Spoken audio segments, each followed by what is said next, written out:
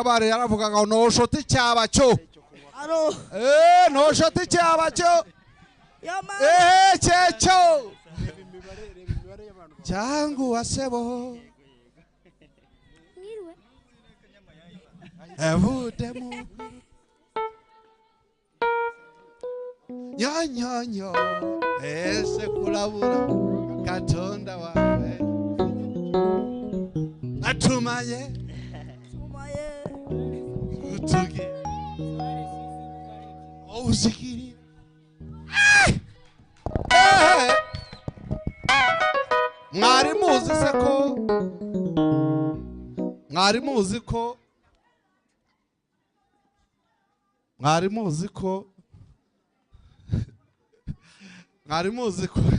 mwari muzi ko ntahawe amasakaramentu. Turashima Imana cyane kuri uyu mugoroba. Abana barewe muri Sunday school bakabikurana bakaryoherwa cyane bikagera no musokoro. Turashima Imana cyane kubwira iteka tuba dutewe n'umuvandimwe. Uyu mugoroba ubu ntuzagaruka, reka tuwishimiremo twese uko tungana. Ubu rero tugiye mu bintu bishyushye gusa, bya bindi byarukugenda tunonekaho. Murabona ko korali ariko aba bantu bazi kuririmba mwoka byara mwashimiye aba bantu bazi kuririmba pe, bazi kuhimbarisha Imana amajwi arenga nayo mu gituza nayumvise, bazi ibintu bikomeye. Turacyahimbaza Imana rero.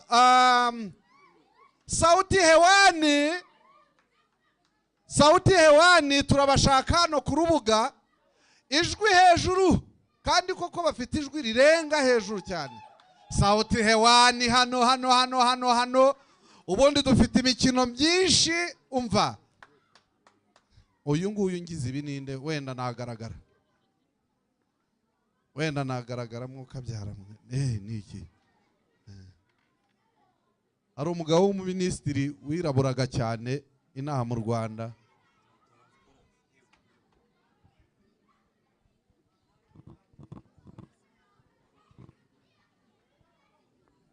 Dufite ibintu bikomeye cyane hano.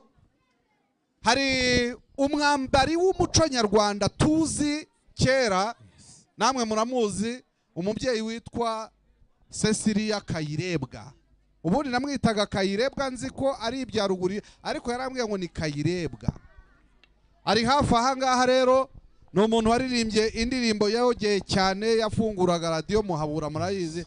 Tarara tarara tarara tarara tarara. Ariko nari nzi kuririmba kera rero, gitangaza rwose. Sauti hewani utiki. Hano hari umuhanzi w'icyamamare witwa Aruwete. Nikisha reka yihorere uzagurinde.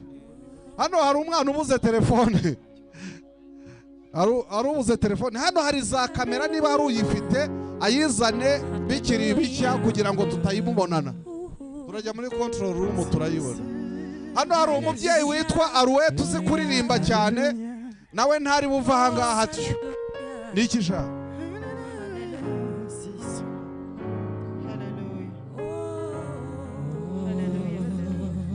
Sauti hewani turagira ngo tubahe indirimbo imwe, hanyuma turongera. Nukugira ngo mutagenda, nukugira ngo mutagenda. Hanyuma dukubiteho itorero. Hari abashyitsi twifuza kubyinana nabo. Amva reka naho yayangaye.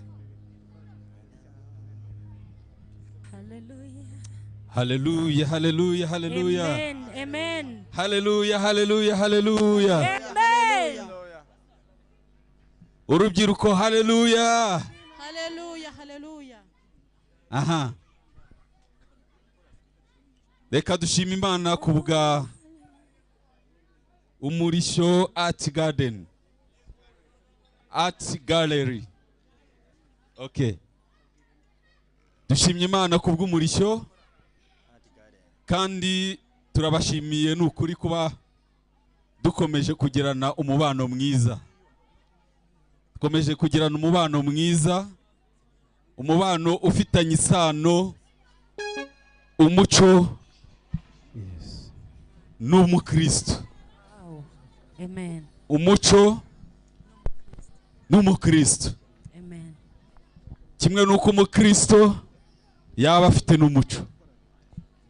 Rero dukomeje kugirana umubano mwiza, Imana ibaho umugisha kandi bagure. Iyi ni Sauti Hewani Ministries muri gahunda yo kugira ngo natwe tuze dutaramane n'itorero rishyashya riri hano mu murishyo. Kugira ngo natwe dutaramane dushyireho umusingi wacu, tugaragaze ko umuco ntawe utaniye no gukorera Imana cyangwa se umukristo. Haleluya. Amen. Tujye kuririmba rero indirimbo imwe nkuko babitubwiye, ariko nari ndi kuvugana n'umuyobozi w'umurishyo ariko tubwira yuko turi buze gusubiraho kandi tukaririmba zimwe mu ndirimbo za Sauti Hewani abantu bagiye batubwira ngo twizere ko mutari buhave mutaziririmbye. Dushimye Imana ko twahuye n'abashuti bacu umusamariya mwiza. Imana ibahe umugisha, turabakunda n'ukuri. Perezida, Imana ibahe umugisha. Turakundana. Ahantu muri tuba twumva twaba duhari natwe kandi twabaye umwe. Imana ishimwe. N'ukuri turabishimiye, mwaturirimbiye neza. Nitugera kuri ya ndirimbo muzi turaza kuririmbana mu izina rya Yesu. Ijisho ry'Imana niyo tujye kuririmba. Ikiguteye ubwoba ni iki? Niyo tujye kuririmba. Ijisho ry'Imana turaririmba mu kanya. Murayizi? Inzira zawe zose Imana irazireba. Yeyo. Techo. Mu kanya turaza kuyiririmba mu izina rya Yesu. Amen. Haleluya. Muzamura ibiganza gutya dusuhuzanye. Ndifuza kubabona muzamura ikiganza gutya tugasuhuzanya n'abahanga mwese. Haleluya. Sauti Hewani mu izina rya Yesu. Tugiye kuririmba indirimbo musa naho muze gufatanya natwe kwishimira uyu mugoroba. Haleluya. Numvise mugenzi wanjye ashima, anyibutse iby'imbaraga zawe, kandi nanjye mfite icyo cyifuzo. Hoya sinatamara. Ihutaho gake papa, ihutaho. Numvise mugenzi wanjye ashima, anyibutse iby'imbaraga zawe, kandi nanjye mfite icyo cyifuzo. Hoya sinatamara masa, kandi nanjye mfite icyo cyifuzo. Hoya sinatamara masa. Mu kwimara akazi yahagira, ishakashaka aho yanywa amazi, niko umutima wanjye ukwifuza. Ari wowe hoya sinatamara masa. Niko umutima wanjye ukwifuza.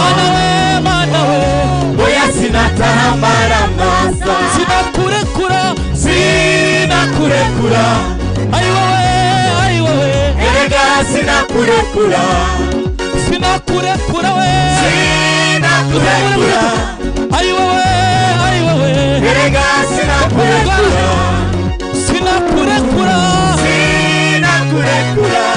Ari wowe erega sinakurekura. Namenye kuri se w'imigisha, Imana imuri ibihe, erega sinakurekura. Namenye kuri se w'imigisha, Imana imuri ibihe, erega sinakurekura. Namenye kuri se w'imigisha, Imana imuri ibihe, erega sinakurekura. Namenye kuri se w'imigisha, Imana imuri ibihe, erega sinakurekura. sinakurekura ayi wowe erega sinakurekura sinakurekura sinakurekura mana we erega sinakurekura akira ishimwe ryanjye yewe mana akira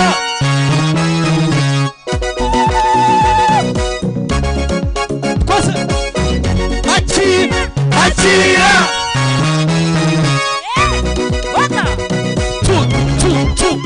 tu wumvise aha dance wumvise haguruka gatandukire hayaya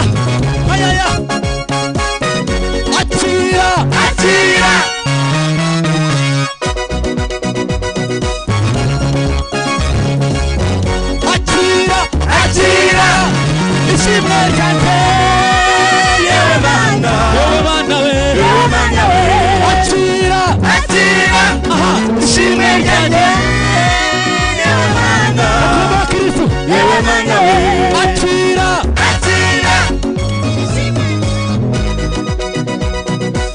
uzamura amajwi turirimba na gatoya akira waguruka gatoya sawa akira wese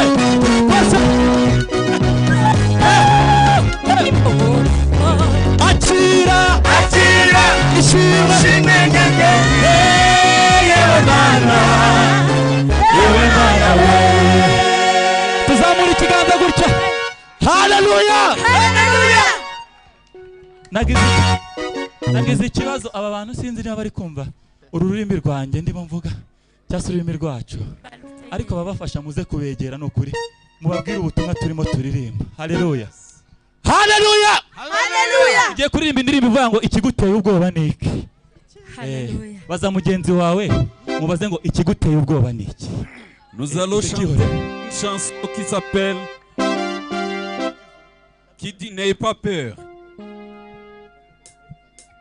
Nous allons chanter une chanson qui s'appelle mon père, n'ayez pas peur du tout. Dieu est le tout-puissant, n'ayez pas peur.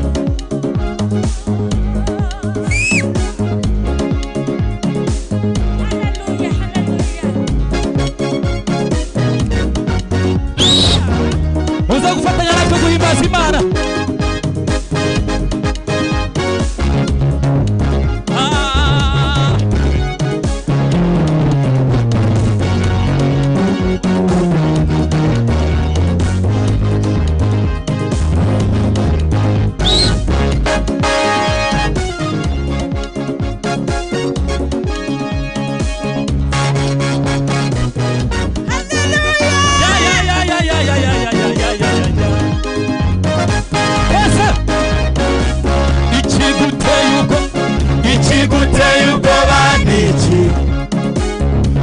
Kuhagaritse umutima kandi yaguhamagaye ariyo kwizerwa.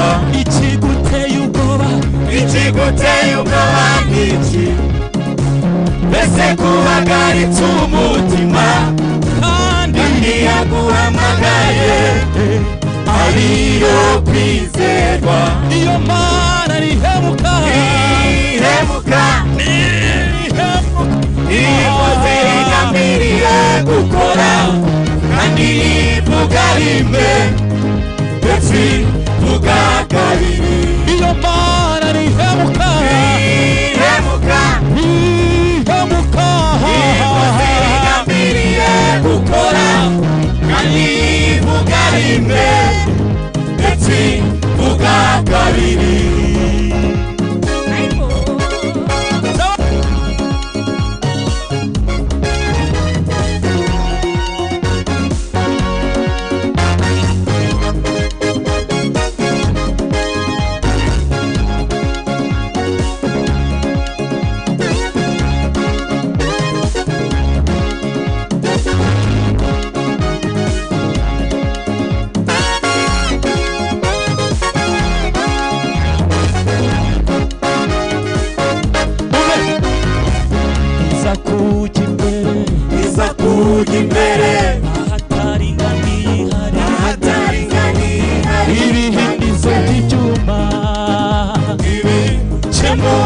kabiri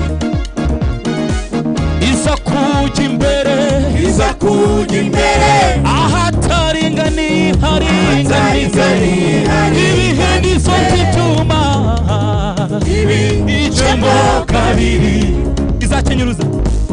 izakenyuruza abami kugira ngo igukenyeze kuko yaguhamagaye ariyo kwizerwa iza kujya imbere iza kujya imbere ahataringaniye ibihindizo by'ibyuma ibicemo kabiri izakenyuruza abami kugira ngo igukenyeze kuko yaguhamagaye dusubiramo iza kujya imbere ahataringaniye ibihindizo by'ibyuma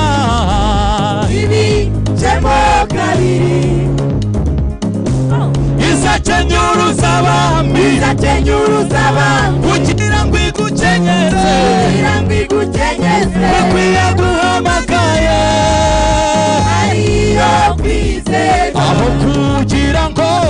aho kugira ngo ku magambo yavuze haveho inyuguti imwe gusa isi n'ijuru byatanga imuhengeri aho kugira ngo ku magambo yavuze haveho inyuguti imwe gusa isi n'ijuru byatanga imuhengeri aho kugira ngo ku magambo yavuze haveho inyuguti imwe gusa isi n'ijuru byatanga imuhengeri aho kugira ngo ku magambo yavuze haveho inyuguti imwe gusa isi n'ijuru byatanga imuhengeri aho kugira ngo ku magambo yavuze haveho inyuguti imwe gusa isi n'ijuru byatanga imuhengeri aho kugira ngo ku magambo yavuze haveho inyuguti imwe gusa isi n'ijuru tubwire bariya byatanga imuhengeri aho kugira ngo ku magambo yavuze haveho inyuguti imwe gusa isi n'ijuru byatanga imuhengeri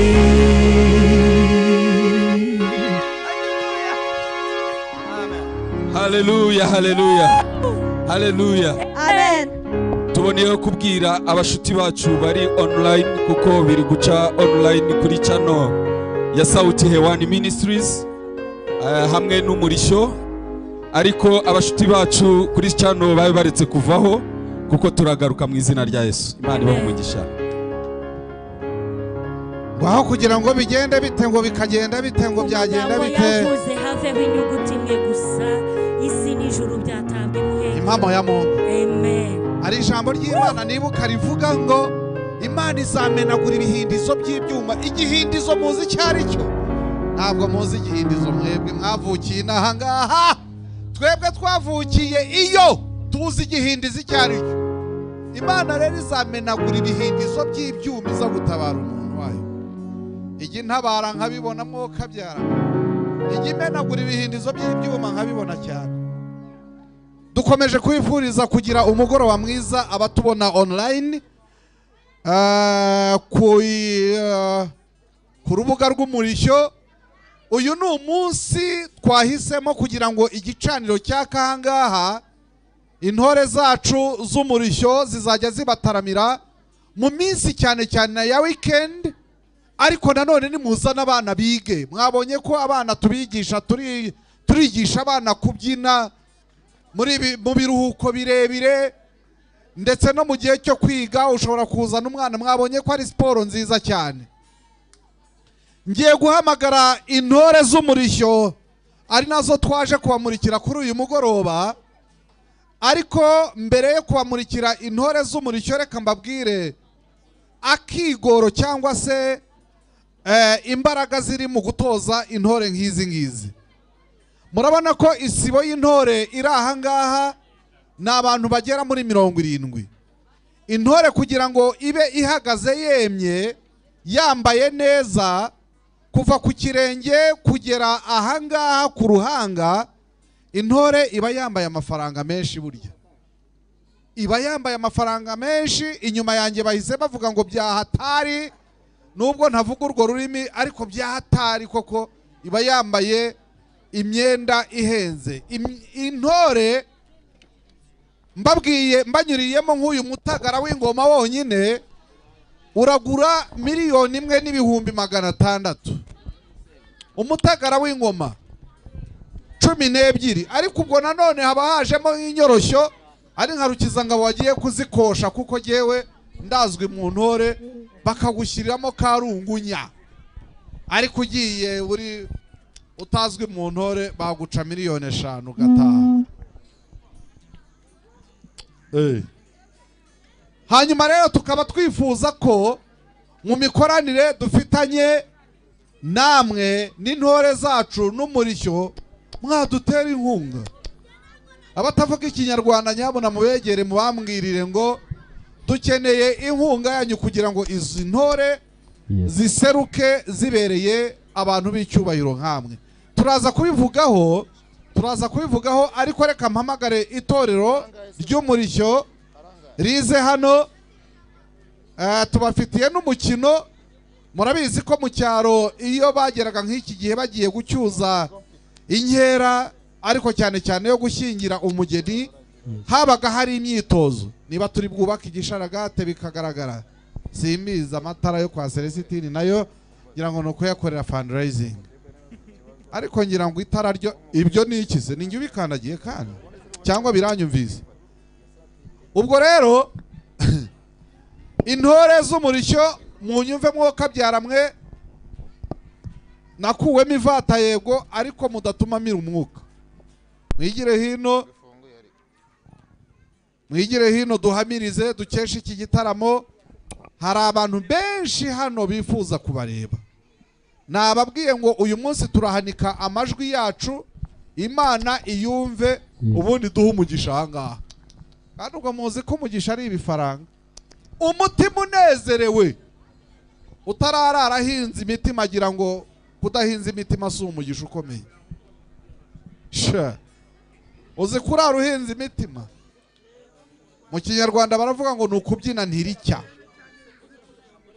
biragatsindwa. Ngaho hamagara intore zawe sha zishoze se imbonezo myambi ya rutabangira rwegereza rwa mukinzi n'ubukombe. Ubwo butera bishobwa burutajwe mu mushakamba rwose aho twari Nyamusozi arabagomerana uwo ni furazi mu ryaga rya gasi cyangwa ramanwa komeretse ndabomorana remereza sha atanya rwose.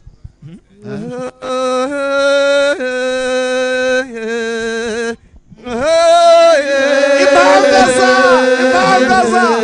umva impangaza y'urwego rero ata opase abaye iyo ni impangaza y'urwego iyo bari bena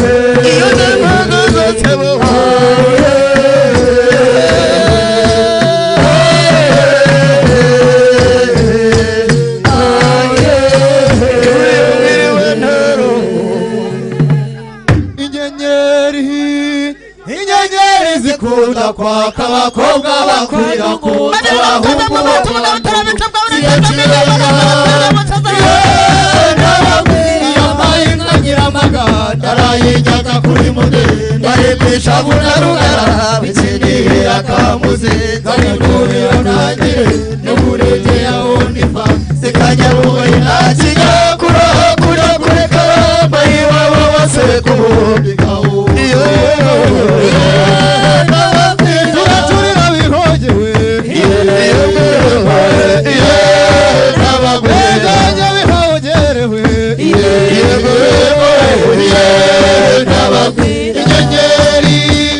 inyenyeri zikunda kwaka abakobwa bakurira kubona abahungu bakwano iyo kirenge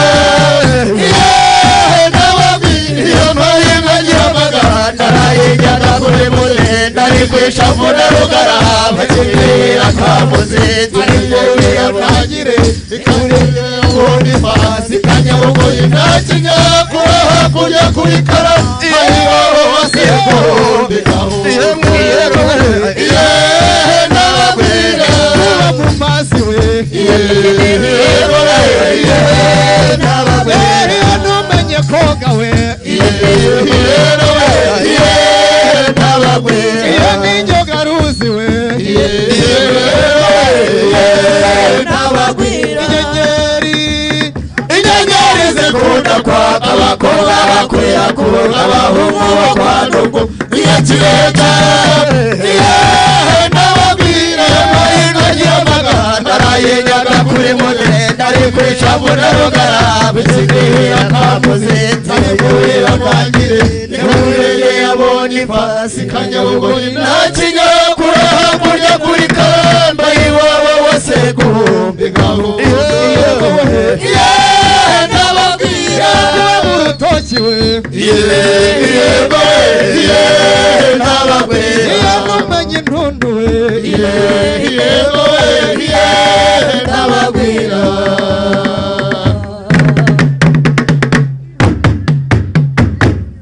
zirahabira we mukuhumbura y'inka zankaraye ngahinka zankaraye ziraharanye n'inyana zazo nahore wararaye nanone Mushimuragiye nyano mubarizo mucyamu w'amabuye regera nawe ngo zari zikutse rwambishye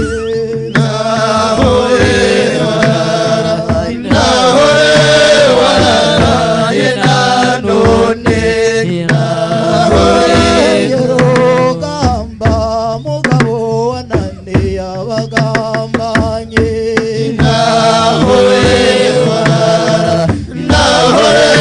wararaye nanone amaboko inyuma ugaruze rugudu rwa byano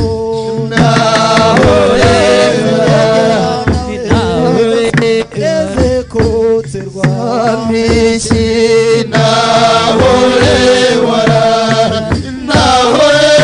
wararaye nanone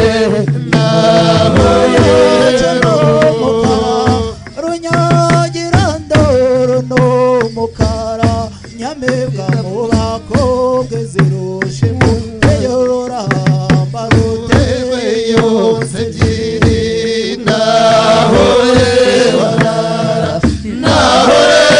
wararaye nanone ubanze menye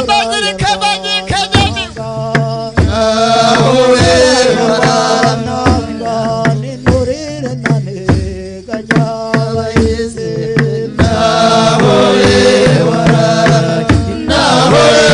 wararaye nanone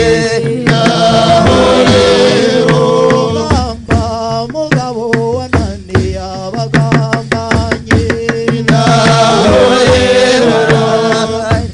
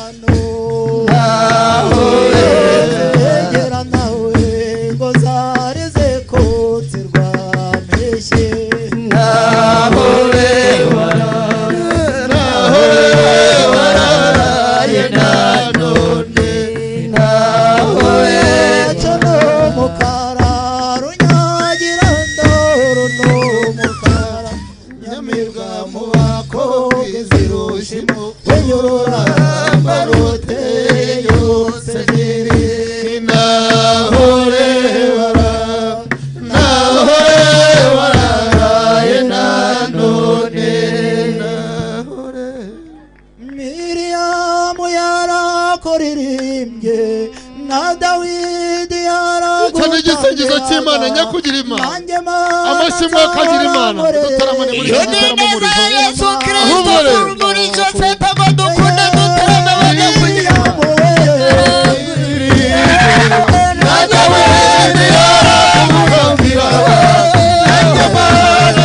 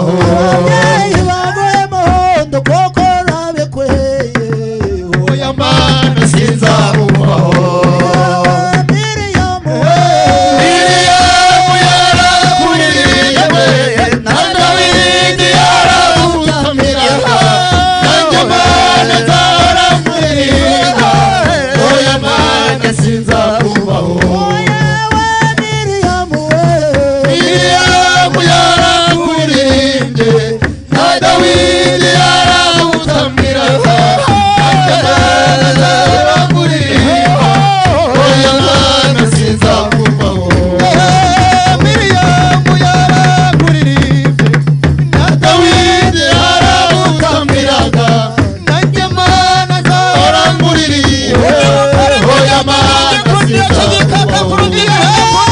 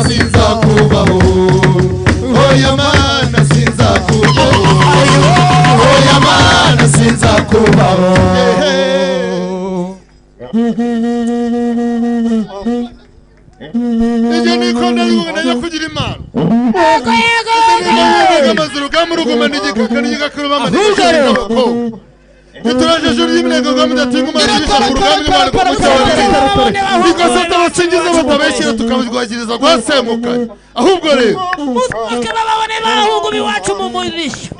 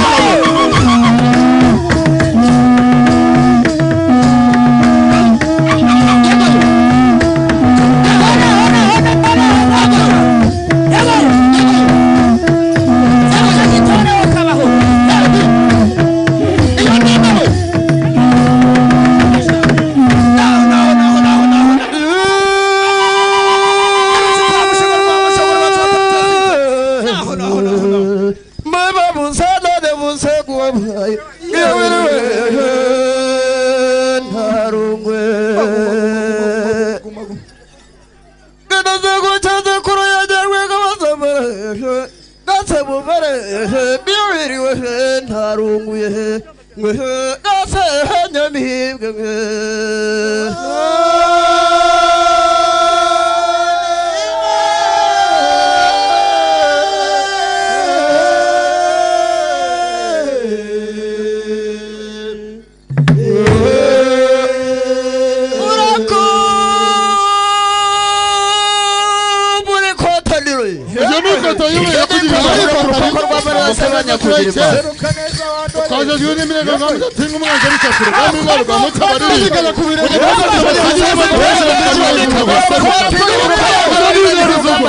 uzatarama bigatinda bigashira kera ihamirizo neza pure y'abahinzi naho ono mudiho murishyamo akagira imana tamuka neza pure y'abahinzi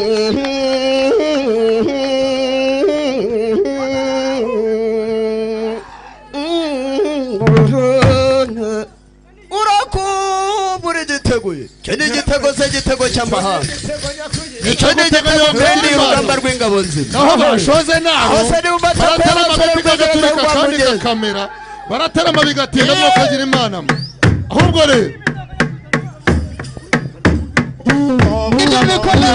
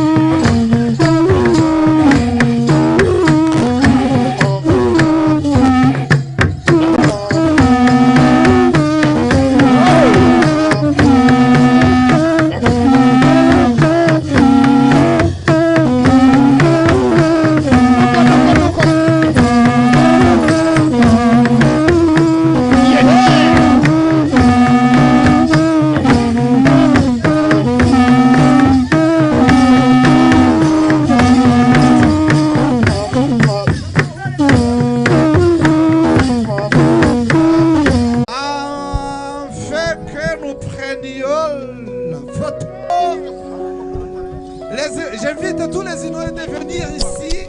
Yes, yes, yes, yes, yes. Viens. Vite tous les ignorés de venir ici avec nos visiteurs.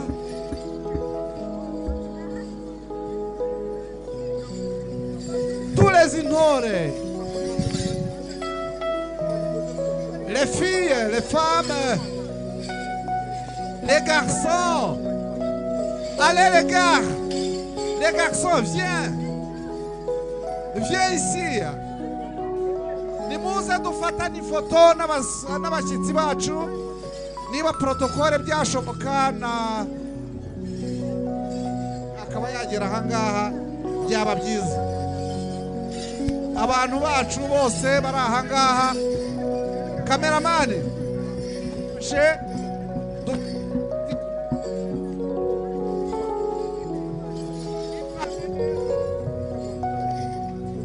mwipange neza abashyitsi bacu,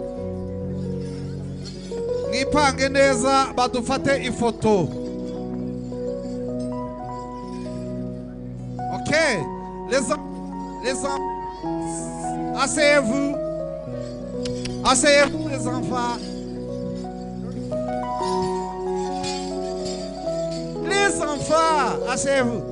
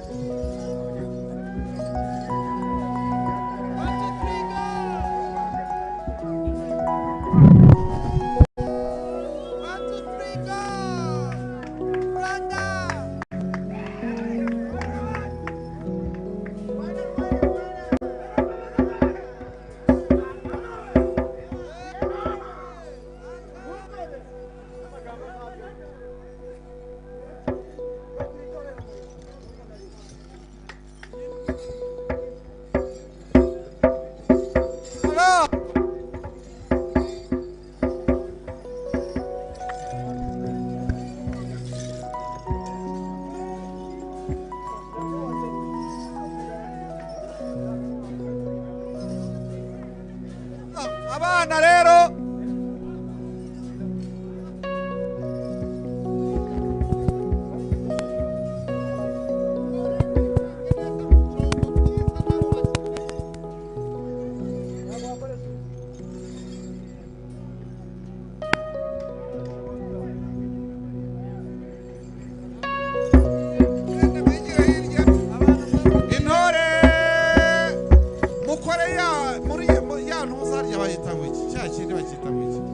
cyakindi mujya mukora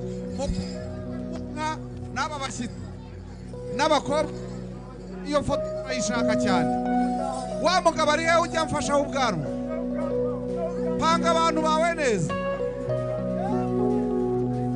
Ok, abahungu muzi imbere, yemwe abahungu muzi imbere mbereke reka n'abakamuze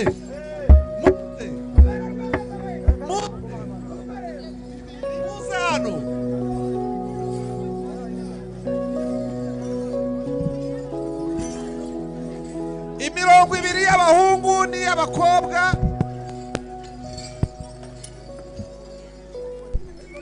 Ndabakubita sha mfite agakoni noneho.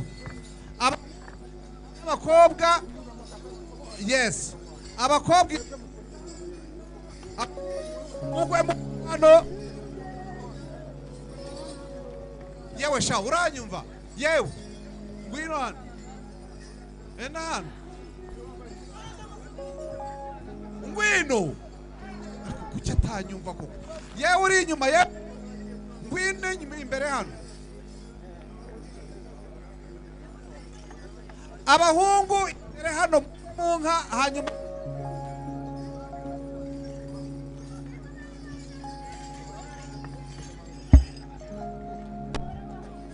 bari dakabana.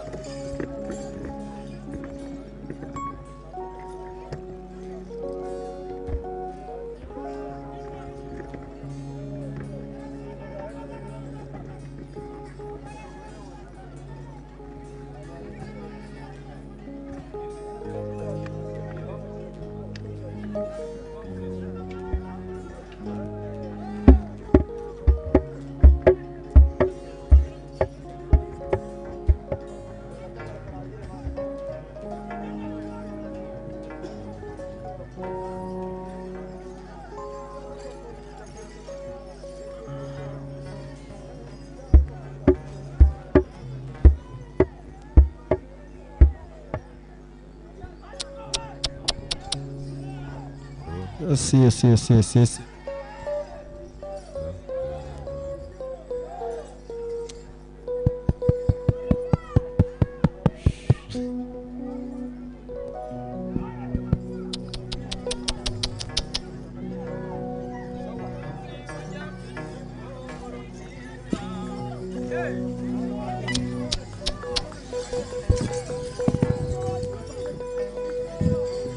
Yes. Yes, yes, yes, yes. Zishiraho. Yego. Cecile. Yes, yes. Yes, yes. Turifuza ko Yes, yes, yes. abagiye kutuzanira umubyeyi wacu ni hariya. Hey!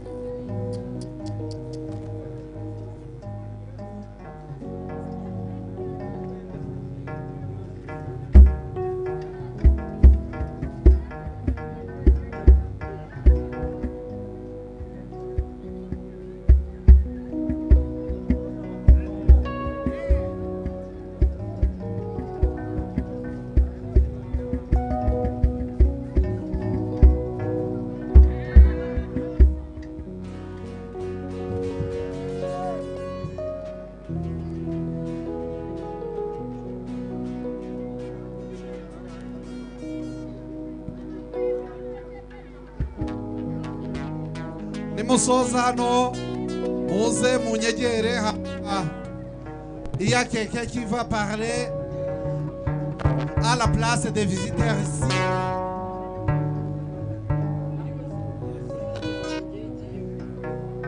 Monsieur Francis, il est devenu Munyarwanda.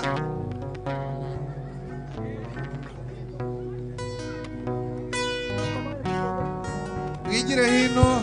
Allo, allo. Bagende babaye amatike. Allo, allo, allo, allo.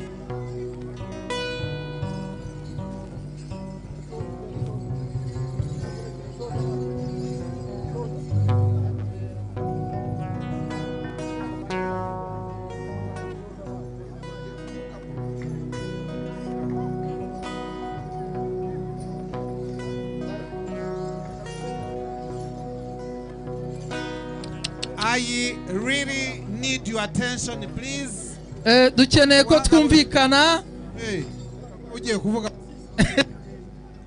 Twumvikaneho gatoya, sibyo? Ubuhanga bw'ibyuma, I need your attention.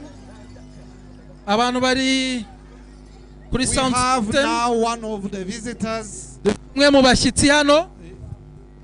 Dufite umwe mu bashyitsi. Yego. Sangaha. Dufite abashyitsi bagera mu 8.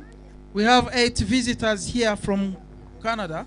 Bwa mbere turabanza kumira duciye bugufi cyane ku bikorwa mwakoze. We want to humble ourselves and recognize your presence here and what you did today. Aba bagabo n'abagore b'Imana bakoze ikintu gikomeye. These women and men of God, they did a great thing today. Ndatekereza ko Imana izakibibukira ibihe byose bazaba bakiri hano ku isi. May God reward you for everything you have done as you still here on the earth. God bless you. Imana ibamugisha cyane. Nabanyu and your children and your grandchildren and your families. Kugira ngo nkore summary bakoze. I'd like to make a summary for what you did. Abana muri hano babyutse kare aba mu nyumve mu mutuze babyutse kare. They woke up very early in the morning. Bakora mu butunzi bwabo amafaranga yabo. And then they took their money. Bajya mu isoko guhaha. They went to the market for shopping. Baraza ni hariya barateka. And then they went to cook for us in the kitchen. Nta muntu wigeze abura iki. There's no one who had a lack of the food here. We thank God. We are all full. Kubwanjye nabigiyeho ikintu nabonye ukuntu bacacaraga n'abana babo batugaburira. I learned a great thing from them when they were serving us with their children. Mwadukoreye ikintu kandi you did a part for us. Ntacyo twavuga, ntacyo twavuga. There's nothing that we can say. Nuko twa rero intore kuri bo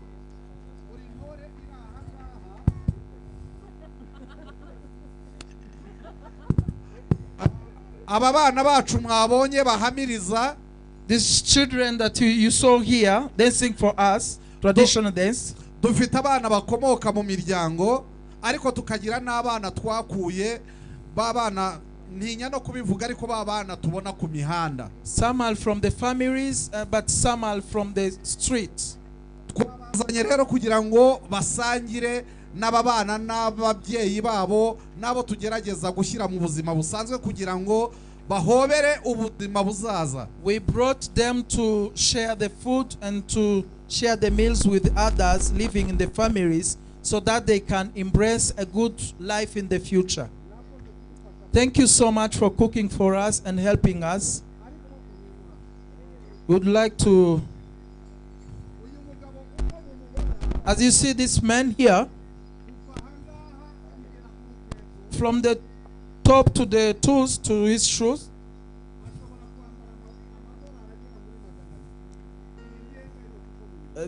this dress can cost like 200 USD. Yes. And we would like to call a lady here.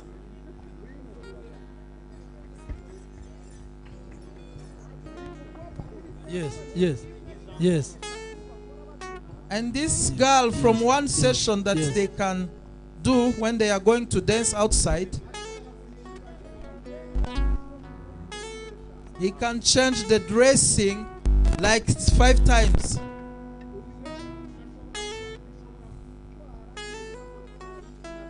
This can cost like 400 USD. That's the average of money. So that we can support these children, the street children, and also some of them from the families.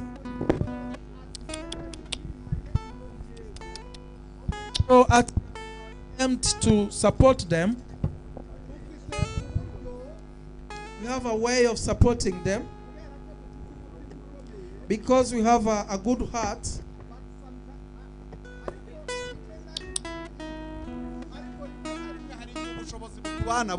Sometimes we lack of the means for supporting them.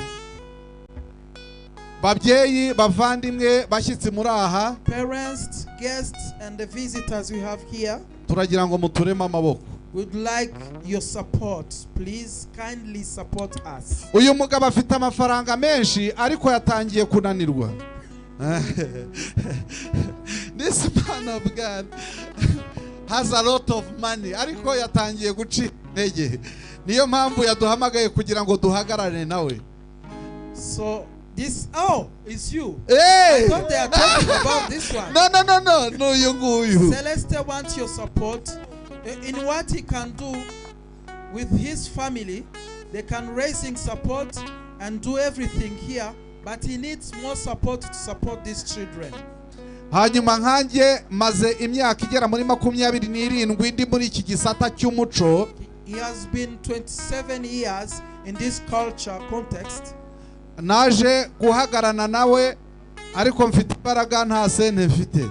He came to support this man of God, but he doesn't have even anything. Mfite ibintu ariko ni bike. He has not few anything. Things he said. Yeah. Turagira ngo rero mu izina ryanyu icyo mwakoze kirakomeye. What you did is a very precious thing that you did to us. Ariko we want you to do more. ariko turifuza ngo mudufashe ibirenze yego niba bishoboka. nagira ngo rero abari aha ngaha bifuza jambo duhereye ku bashyitsi bacu niba mufite icyo kuvuga of course kubera ko hari igihe mudafite icyo kuvuga. We would like to welcome our visitors if you have something to say. Nabonye mukora cyane kuruta kuvuga. I've seen you act, your action are sounding louder than your words. Ariko ubu ngubu turashaka kumva from you. We want to hear from you. Ku ruhembe hari Francis rero ni umunyarwanda arumva ikinyarwanda aravuga igiswahili ubwo reka tumuhe umwanya agira icyo atubwira. We'd like to welcome Francis to say something to us. Miriwe neza Rwanda. I would like to start by saying thank you to the men, women and children of Rwanda for welcoming us Canadians here in Rwanda. Ndashaka gutangira nshimira abagore n'abagabo n'abana nk'umuntu wo muri Canada uko mwanyakiriye hano nje mu Rwanda. The people of Rwanda are smart, resilient, hardworking, and honorable men and women. Abantu basobanutse muri abantu beza kandi muzi gukora cyane mwikomera amagi. Last week I was married to a beautiful Rwandese woman. I have a baby here in Rwanda. Icyumweru gishize nashingiranywe n'umugore mwiza cyane w'umunyarwandakazi. To me, Rwanda is one of the most beautiful countries in the whole world. Kuri njyewe u Rwanda nicyo gihugu cya mbere cyiza ku isi yose. It's a blessing for me and my whole family to be here right now, and the beautiful people of Rwanda, you make this country beautiful. Numugisha mwiza rero kubana n'umufasha wanjye n'umuryango wanjye namwe bantu beza b'u Rwanda mutuma igihugu cyanyu kimera neza. Thank you also to Paul Kagame for doing such a beautiful job here in this country. Turashimira His Excellency Paul Kagame udukorera ibyiza byose bimeze gutya n'igihugu cyacu gitekanye. Murakoze cyane and ndagukunda. Thank you very much. I love you so much. Ndabakunda.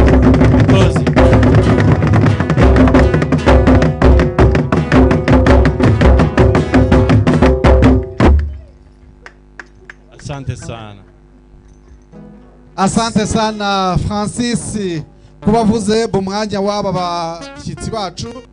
Thank you so much Francis. Reka noneho uyu mwanya imbyino n'indirimbo n'ibihozo n'ibihumurizo n'amapoeme n'ibiki byose bigiye kubaho n'ibyo kubaherekeza.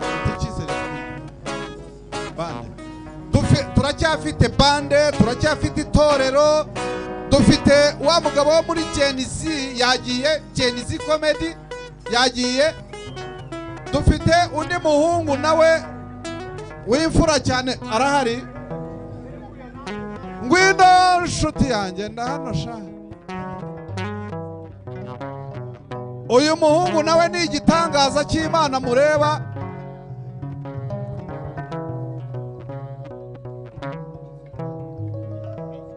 Nyuma ya bande turaza kumwumva ariko bande ngira ngo n'ugufotorwa gusa.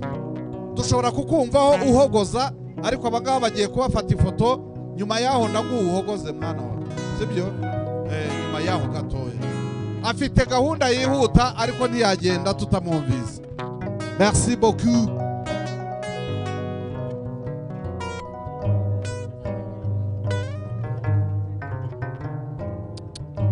Check. Yes.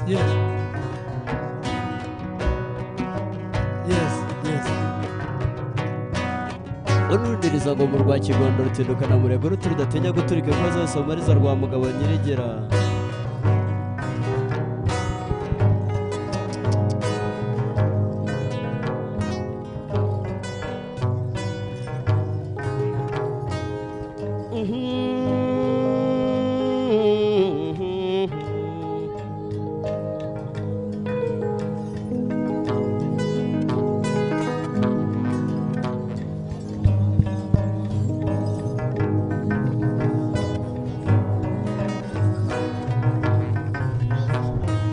Ni inzoga nzaniye hindi mwana wama tuyiture bacari waruvuza urwazibuzi gurundi duhuraga nzamusaba inka azayima ndabizi mwana wa mama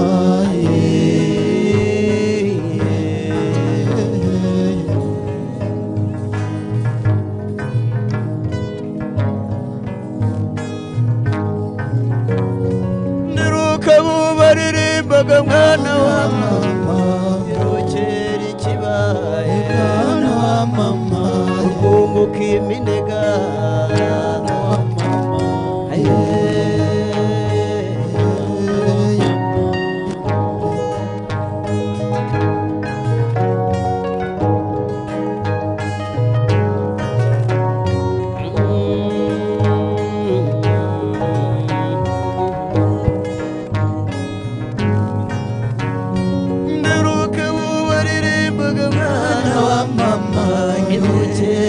mwana wa mama iruhuka iminega mwana wa mama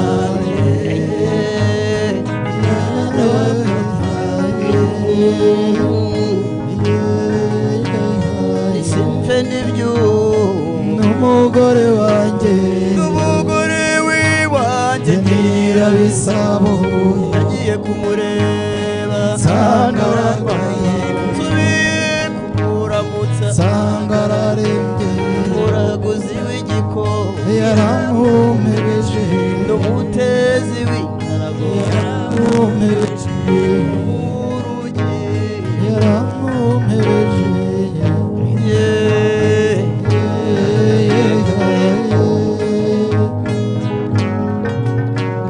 muraguzi w'urugi yaramumpereje n'umutezi w'ingarago nimwene ruzake yamumpaye mumpaye mwana wa mama bizi iby'ubu n'iby'ubuhuba databuja w'ingeyo nziza kumbe mugabo we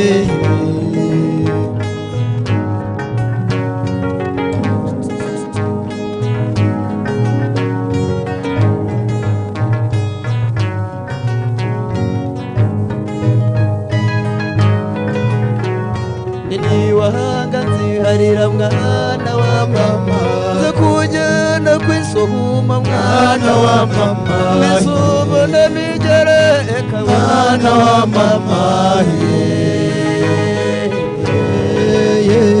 barimo migabo nziza mwana wa mama n'umugoboka rugamba mwana wa mama icyoya cya rumeza mwana wa mama mubito mwana wa mama mwana wa mama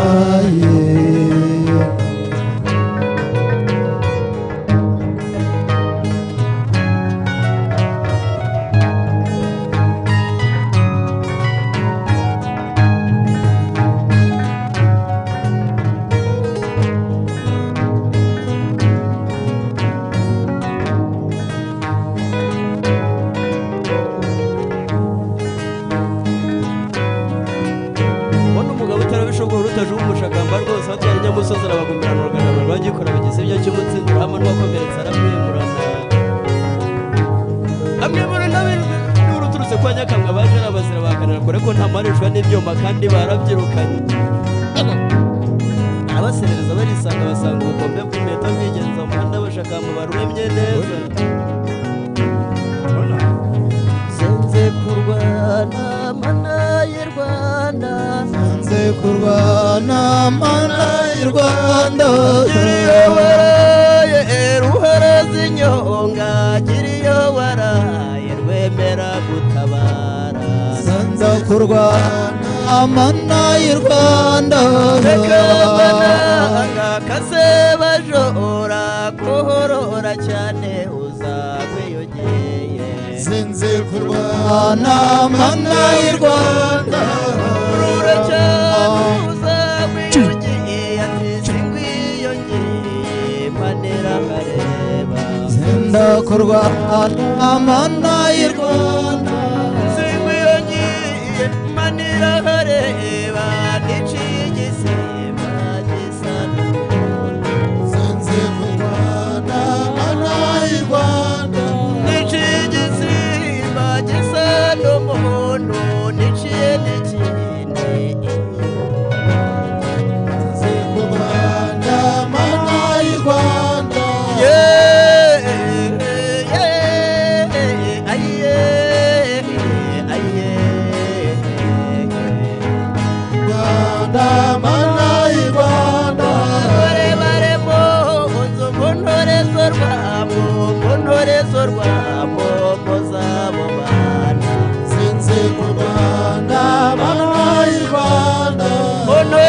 rwomo mpoze babana maze mbabwira umushabizi washize ubwoba sinze kurwana mana y'u Rwanda amananga ajya gutera yabwiye umugaragu w'umwica gitera ati icumu ryanjye kirinda abakozi sinze kurwana mana y'u Rwanda ingabo yanjye rumara mwaga umuheto wanjye kirinda abakozi sinze kurwana mana y'u Rwanda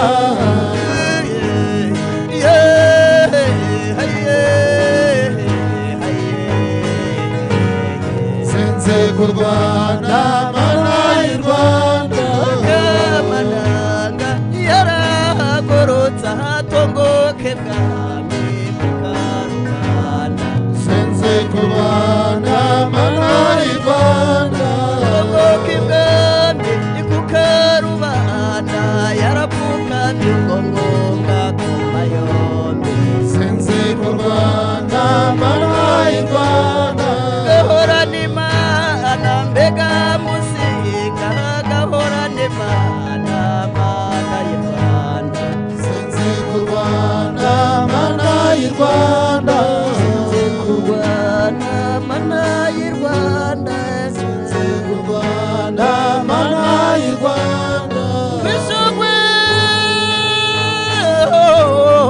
ino yaroga ngasanga barwanye sinze kurwana mana y'u Rwanda kurwana mana y'u Rwanda sinze kurwana mana y'u Rwanda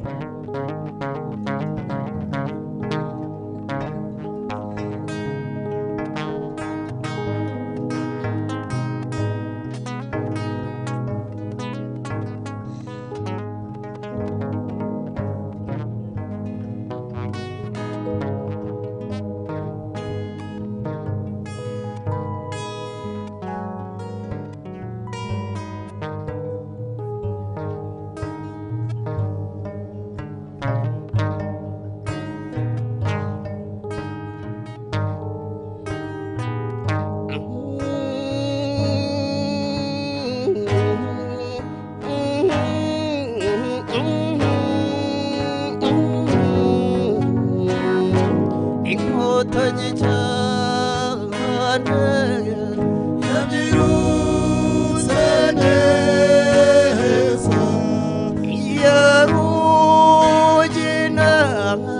yabyirutse atsinda mabyiruka akayishe nzibura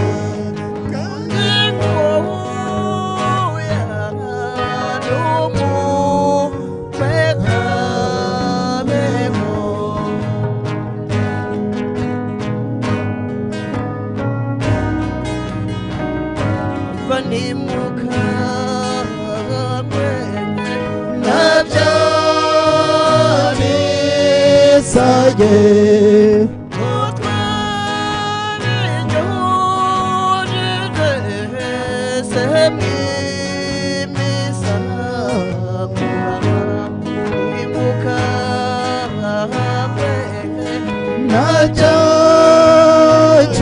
najyacuma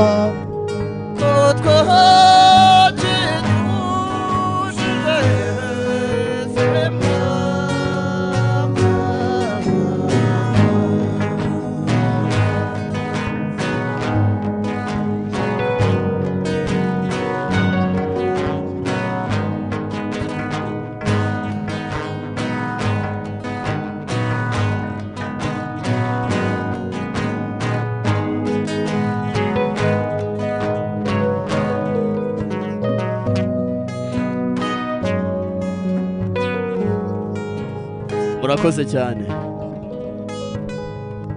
murakoze cyane sauti sauti ya hewani cyangwa se sauti hewani bigire hino. Pasiteri turakwakiriye.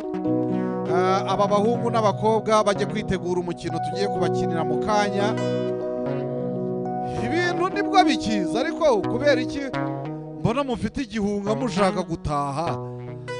Ibintu nibwo bigigera aho bigomba kugera, namwe muragenda.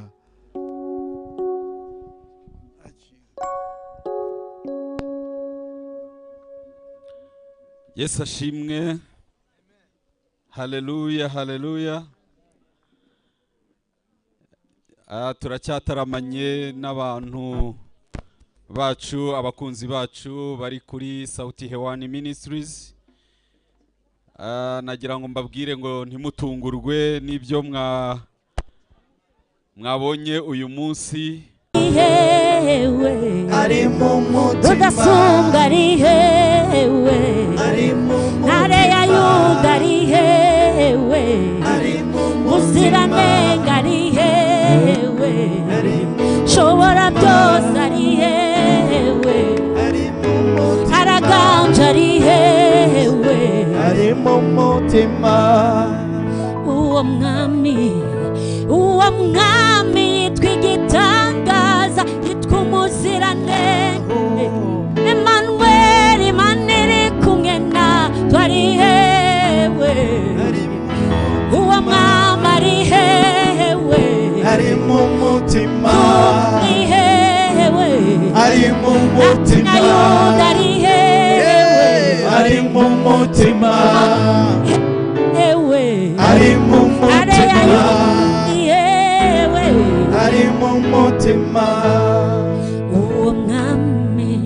Uwo mwami twigitangaza tw'Umuziranenge, Emmanuel, Imana iri kumwe na twari hewe, ari mu mutima. Uwo mwami ari hewe, ari mu mutima. Araganje ari hewe, ari mu mutima. Shobora byose ari hewe, ari mu mutima. Ntare ya Yuda ari hewe, ari mu mutima. Uwo mwami ari hewe, ari mu mutima. Kristo ari hewe, ari mu mutima.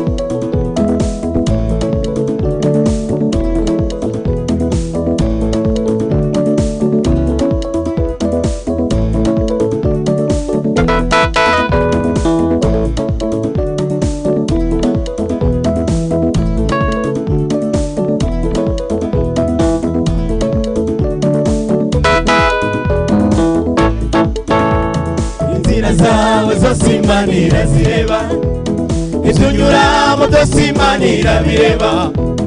Iciye uryamye usinziriye irakureba, kuko Imana itangijwe ikintu na kimwe. Iyo ijisho ryayo ireba kure umwana w'umuntu atabasha kureba, nawe Imana irahari.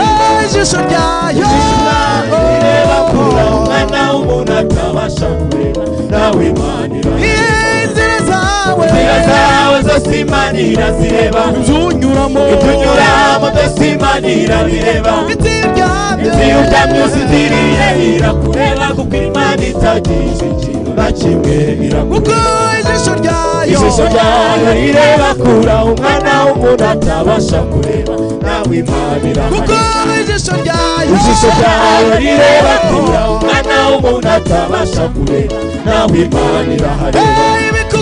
Ibikugoye, ibikuruhije, ikoreze Uwiteka Imana yawe irabishoboye.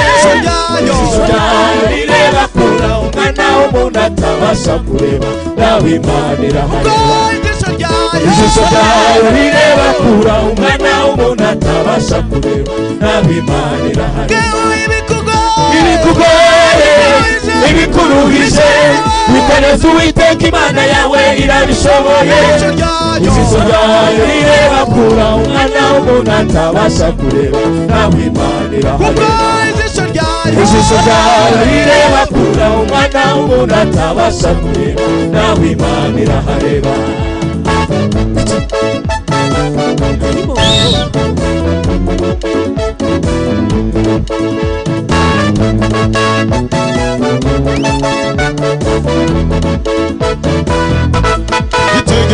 itegereje Dawidi wabagiye mu ishyamba imugira umwami ategeka igihugu cyose yabonekaga nk'ugayitse muri bene se ariko Imana burya ntireba ijisho ryayo rireba kure umwana w'umuntu atabasha kureba nawe Imana irahareba ijisho ryayo rireba kure umwana w'umuntu atabasha kureba nawe Imana irahareba itegereje Dawidi wabagiye mu ishyamba imugira umwami ategeka igihugu cyose yabonekaga nk'ugayitse muri bene se ariko Imana burya ntireba ijisho ryayo rireba kure umwana w'umuntu atabasha kureba nawe Imana irahareba ijisho ryayo rireba kure umwana w'umuntu atabasha kureba nawe Imana irahareba Yenye ninakushia, yenye ninakuchosha, mwambie Mungu wako aliye hai anaweza yote. Jicho lake Mungu linaangalia, wenye binadamu hawezi kuona, wanapoona. Jicho lake Mungu linaangalia, wenye binadamu hawezi kuona, wanapoona. Yenye ninakushinda, yenye ninakuchosha, mwambie Mungu wako aliye hai anaweza yote. Jicho lake Mungu linaangalia, wenye binadamu hawezi kuona, wanapoona. Jicho lake Mungu linaangalia, wenye binadamu hawezi kuona, wanapoona.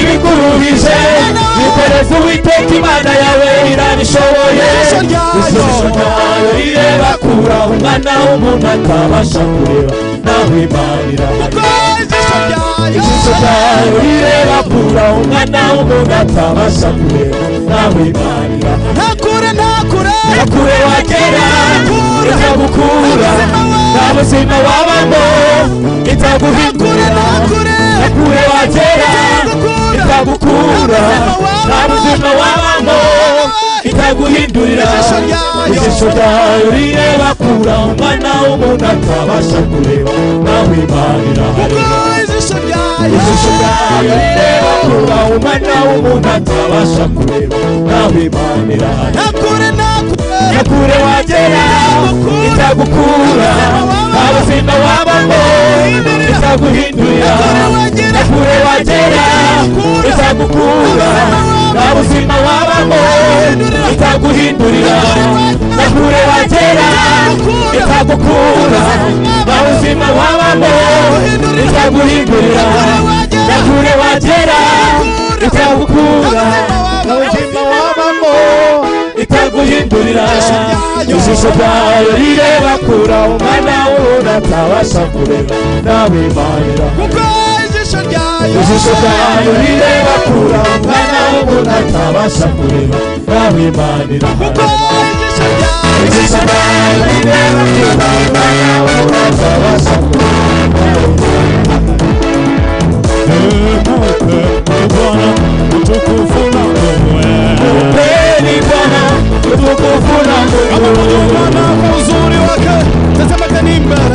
Mpeni Bwana utukufu na nguvu. Aliyemupiga Farao na mapigo kumiho. Mpeni Bwana utukufu na nguvu. Aigawanya bahari bahari ya Shamu ikawanjika. Mpeni Bwana utukufu na nguvu. Mpeni Bwana enyi wana wa Mungu. Mpeni Bwana utukufu na nguvu. Kwa uzuri wake tetemekeni mbele zake. Mpeni Bwana utukufu na nguvu. Aliyemupiga Farao kwa mapigo 10. Mpeni Bwana utukufu na nguvu. Aigawanya bahari ya Shamu ikawanjika. Mpeni Bwana utukufu na nguvu. Ametamalaki huku na huku, Bwana ametamalaki huku na huku, Bwana amejivika uwezo na mamlaka. Ni jina la Mungu wetu, ndio Jehova Shama. Mwambie shetani na jeshi lake hapa upate kiti. Iteteni jina la Mungu wetu, ndio Jehova Shama. Mwambie shetani na jeshi lake hapa upate kiti. Simama, simama, toweni kwa heshima mbele zake, abudu. Sogeni kwa heshima kiti chake, tazama kwa hofu, nyenyekea, tetemeka mbele zake, kwa maana hatuna jina jingine kwetu ambalo litupasalo sisi kuokolewa. Hilo linatenga shetani, tupo moto. Huyo amejitoa sasa, ameanguka. Amina, amina, amina, amina, amina, usifiwe Jehova. Amina, amina, amina, amina, amina, usifiwe Jehova. Amina, amina, amina, amina, usifiwe Jehova. Amina. Hallelujah. Hallelujah, hallelujah. Amen. Amen. Wa muntu nabwiye gerageza tugategure hano tuvuga ijambo ry'Imana. Hallelujah. Amen. Hallelujah, hallelujah. Umukristo n'umuco. Yesu ashimwe.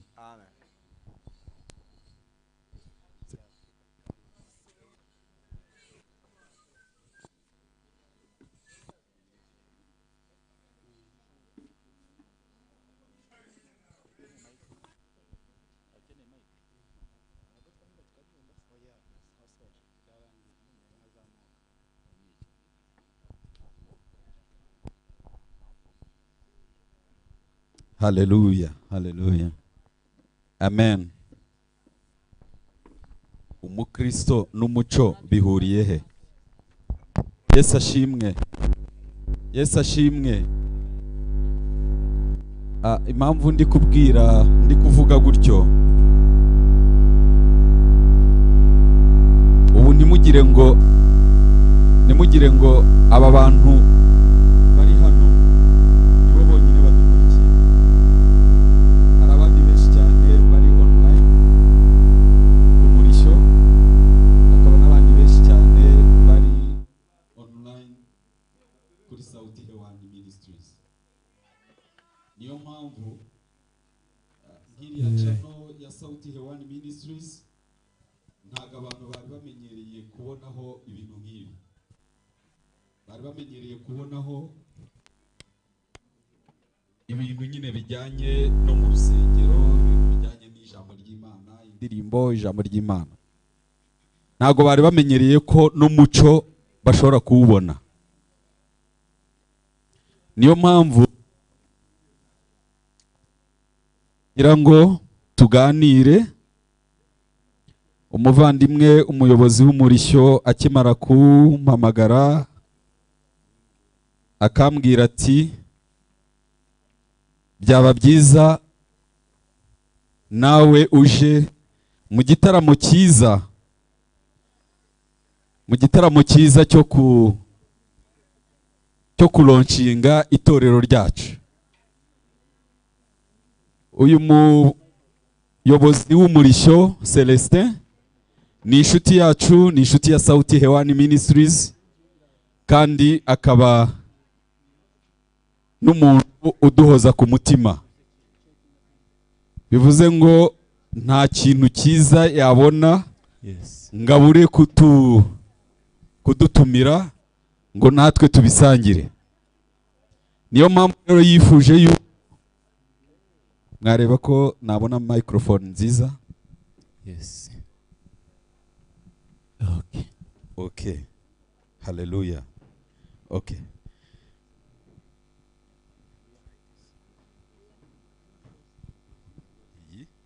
Murakoze. Nari ndimo ndavuga ngo umuyobozi w'umurishyo Celestin Imana imuha umugisha ni inshuti ya Sauti Hewani Ministries. Niyo mpamvu atabona ibintu byiza cyangwa ibirori byiza ngabure kudutumira. Kandi twumvise afite teme nziza kandi afite na gahunda nziza ijyanye no guhuza umuco n'iyobokamana. Umuco n'iyobokamana. Culture and evangelisation. Culture et evangelisation. Bihurira he?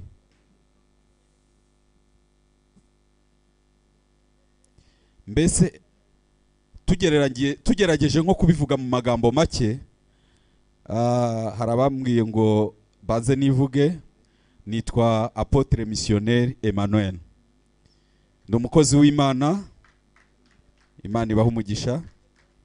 Ndi umukozi w'Imana kandi ndi umukozi w'Imana udashaka kugira umupaka. Udashaka kugira itorero runaka nza kuvuga ngo iringiri kwa kundi bakunze kubigenza. Ndi umukozi w'Imana ushaka kwambuka imipaka hirya no hino bakamenya ese ukuri kw'ijambo ry'Imana kuvuga ngo iki.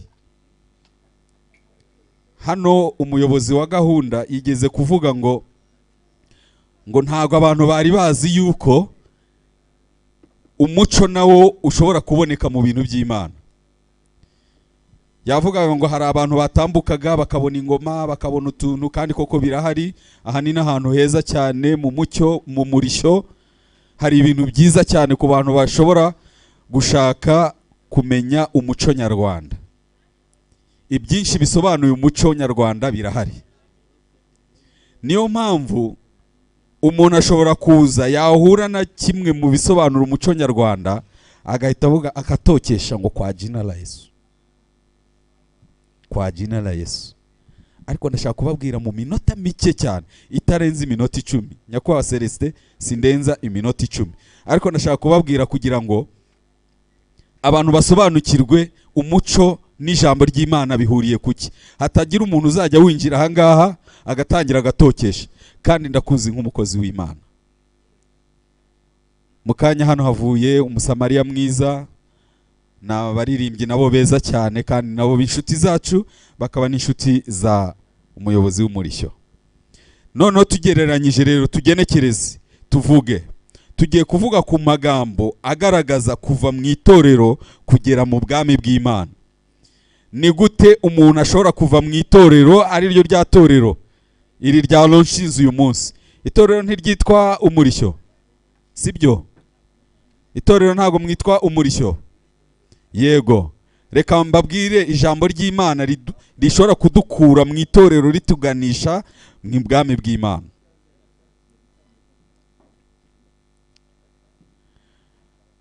Inshuti zanjye rero umuco nyarwanda wabayeho itorero umuco nyarwanda wabayeho kuva kera. Nukuvuga ngo itorero ritoza abantu. Noneho ryamara gutoza abantu rikabakura mu gihe bari barimo rikabashyitsa mu bundi butware. Bikabavana ku rugero bari bariho rikabageza ku rundi rugero. Mu yandi magambo abantu batangiye twabonye mu itorero twabonye ririmo n'abana batoya.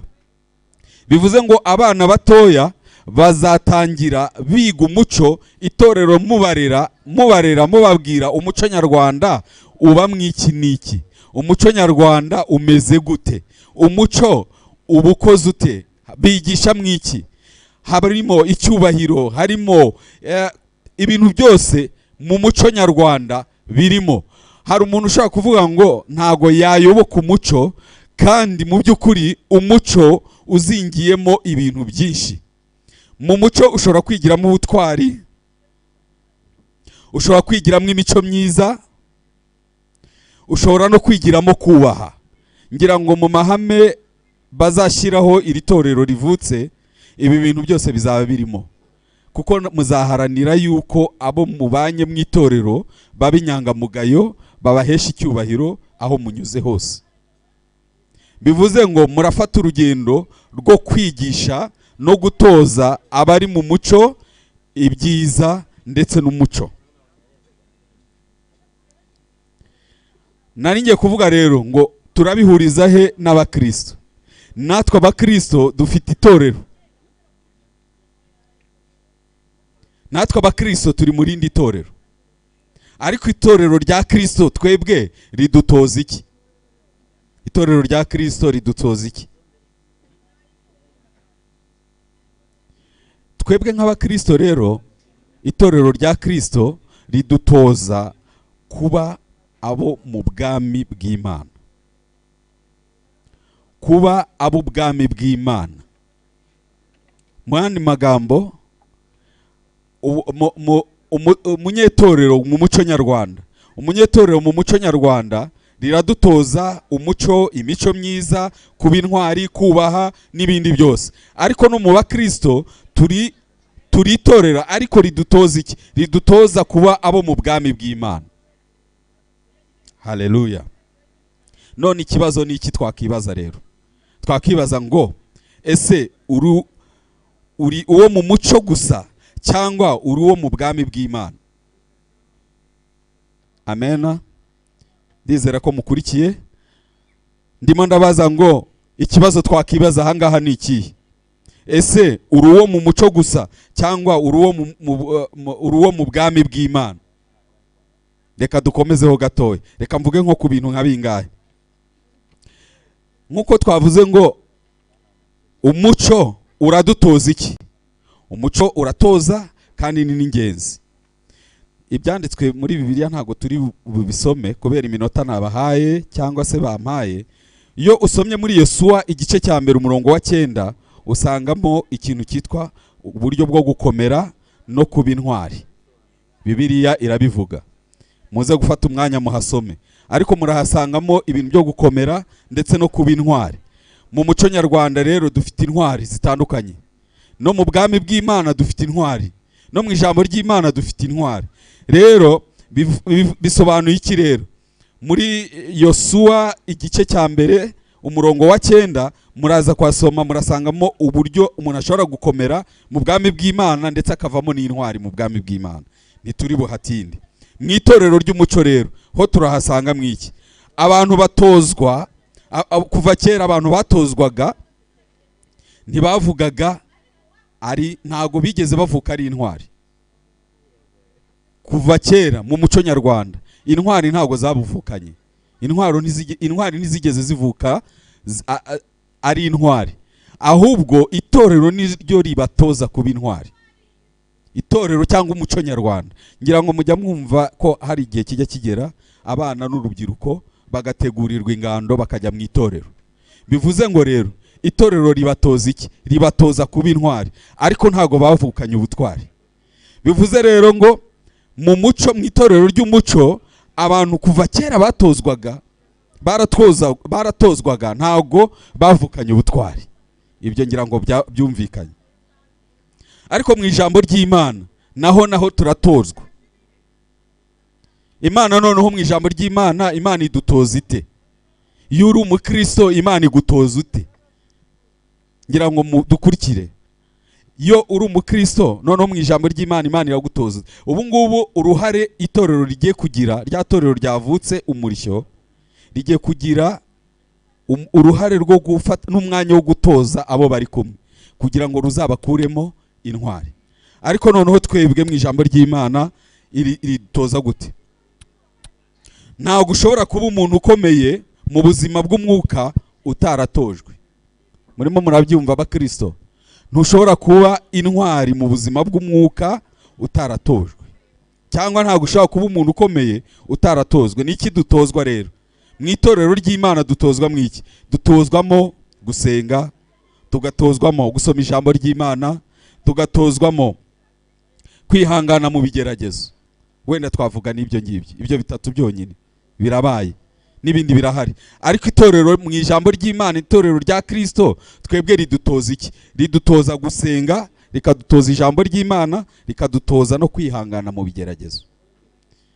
Iyo ibyo bintu witojemo cyangwa se babigutojemo mu rusengero, bakabigufashamo ukabifata neza, uhinduka intwari mu bwami bw'Imana. Haleluya. Tugakura mwirihe somo? Tugakura mwirihe somo? Yaba ari mu muco, mu itorero ry'umuco, isomo dukuramo n'ukwemera gutozwa muri ibyo bintu by'umuco. Muraza kumva ahantu turi busoreze duhuza umuco nyarwanda cyangwa se umuco muri rusange urahurira he n'ijambo ry'Imana. Noneho rero isomo twakuramo muri ibingi byo gutozwa muri iryo jambo nakubwiye niri n'ukwemera gutozwa n'Imana, kuko nutozwa n'Imana n'ibindi byose uzabikora. Icya kabiri, ntago umuco ari ukiza. Ako gukiza mvuze ntago ari ugukira byo kuba umukire, mvuze gukira by'agakiza. Umuco ntago, ntihagire umuntu uzibeshya yuko umuco wamukiza cyangwa wamuha agakiza, ahubwo ndababwira ahantu biri buhurire. Mu Befeso ibice 2 umurongo wa 8 haravuga ngo twakijijwe cyangwa mwakijijwe n'ubuntu, mwakijijwe kubw'ubuntu bw'Imana, ntago mwakijijwe kubw'umuco twabonaga, ahubwo muraza kumva ahantu biri buhurire. Rero ku ijambo ry'Imana twakijijwe kubw'ubuntu, ntago twakijijwe kubw'umuco. Kubw'umuco ushobora kuba rero, ushobora kuba umuntu wubaha Imana, ukaba umuntu w'inyangamugayo, ukaba umuntu ukunda abandi, ariko mu by'ukuri ntibihagije ngo ukizwe. Haleluya.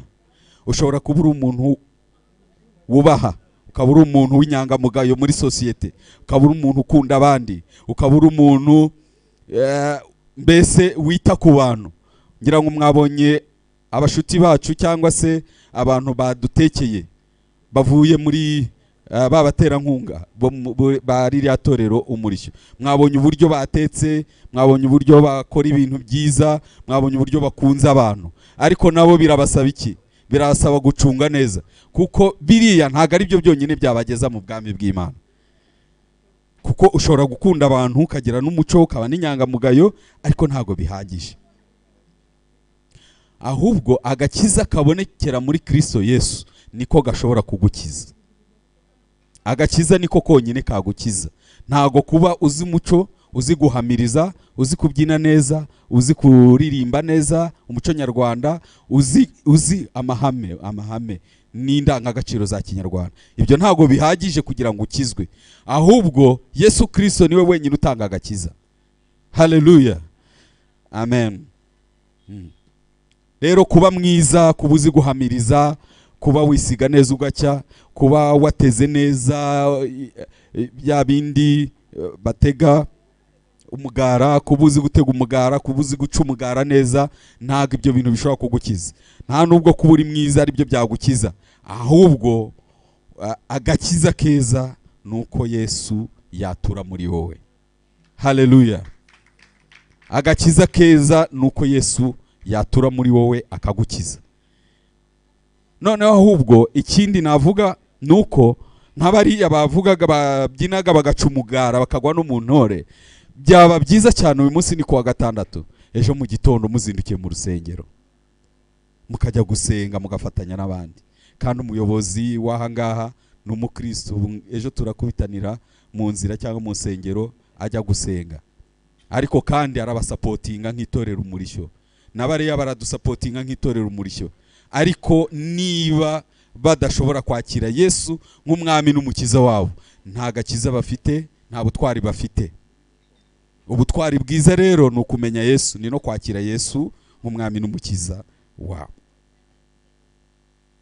Muri Timoteyo wa 2 ibice 2 umurongo wa 3 haravuga ngo isi ifite intwari zayo, isi ifite intwari zayo, ariko Imana ishaka intwari z'umwuka. Ni ukuvuga ngo isi ifite intwari zayo, ariko Imana ishaka iki? Intwari z'umwuka. Intwari z'umwuka ni izihe? Intwari z'umwuka ni intwari yanga icyaha. Intwari ishobora kwanga icyaha, iyo ni intwari nziza. Intwari ihagarara ku kuri. Turabazi ba Sadoraka uburyo bahagaze ku kuri. Abo ni zo ntwari. Kandi intwari ntabwo ikangwa n'ibigeragezo nk'uko twabivuze. Izo nizo ntwari. Rero tugeze nko ku musozo kugira ngo tudatererana abantu, twabaza ikibazo gikurikira ngo ese kubaho udafite Kristo birahagije? Tujya kwanzura, nakanzura mvuga ko umuco ni mwiza. Umuco uwo ari wo wose, yaba ari umuco nyarwanda, yaba ari umuco nyafrika, yaba ari umuco w'abazungu, waba ari umuco ni mwiza. Ariko se kugira umuco birahagije byonyine? Ntago kugira umuco bihagije byonyine, ariko umuco ni mwiza. Ariko se kuba udafite Kristo birahagije? Ntago kubaho udafite Kristo bihagije. Ahubwo fata ibyiza byo mu muco ubisanishe n'ibyiza by'ijambo ry'Imana, ariko uhitemo cyane cyane gukurikira Kristo. Uhitemo cyane cyane gukurikira Kristo. Haleluya. Icyo rero nasorezaho, nasoreza ku ijambo ribabaza ngo ese wakiriye Yesu cyangwa uri umuntu mwiza gusa?